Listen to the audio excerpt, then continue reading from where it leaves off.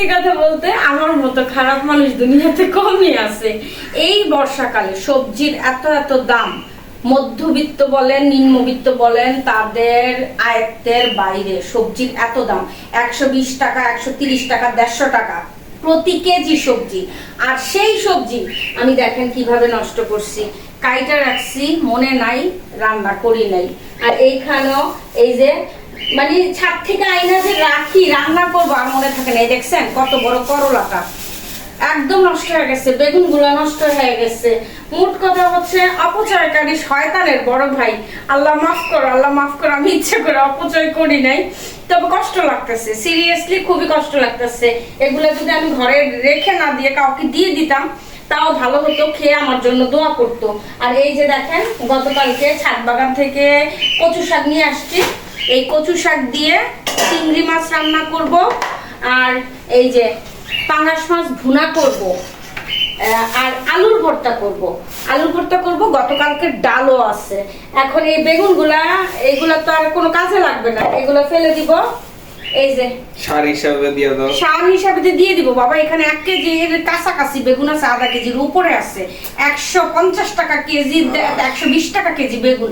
এগুলো যদি আমি কাউকে দিয়ে দিতাম অপচয় হইতো না, ঠিক আছে? আল্লাহ মাফ করবে না, আল্লাহ আমাকে মাফ করো, আমি ইচ্ছা করে করি নাই।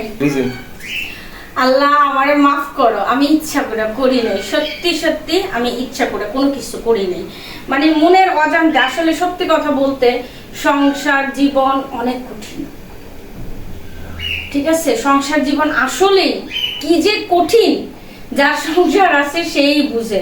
আগে মনে করতাম আহারে নিজের একটা সংসার হইব, সন্তান আদি থাকবো, স্বামী থাকবো, সুন্দর একটা ঘর থাকবো, কত কত চিন্তা করতাম। এখন মনে করি বাপের বাড়িতে বহুত ভালো ছিলাম।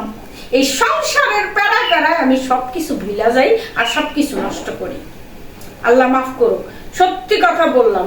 আল্লাহ এই যে এত এত সবজি আমি নষ্ট করছি, হ্যাঁ, এগুলা কাজ তো মোটেও ঠিক হয় না। আমি নিজেই স্বীকার করি যে এইগুলা কাজগুলো মোটেও স্বীকার করে না। দেখেন কত বড় বড় করলাগুলো আমি নষ্ট করছি, হ্যাঁ, এগুলা কি কোনো ভালো মানুষের কাজ?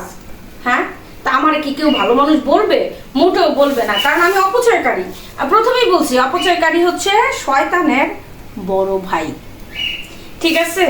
তো আল্লাহ মাফ করুক, আমি আর এই যে কাজটা ভুলেও করুম না। দুইটা যদি আমি সবজি হয়তো সাথে সাথে রান্না করব, নাইলে সাথে সাথে কাউকে ডেকে এনে দিয়ে দিব।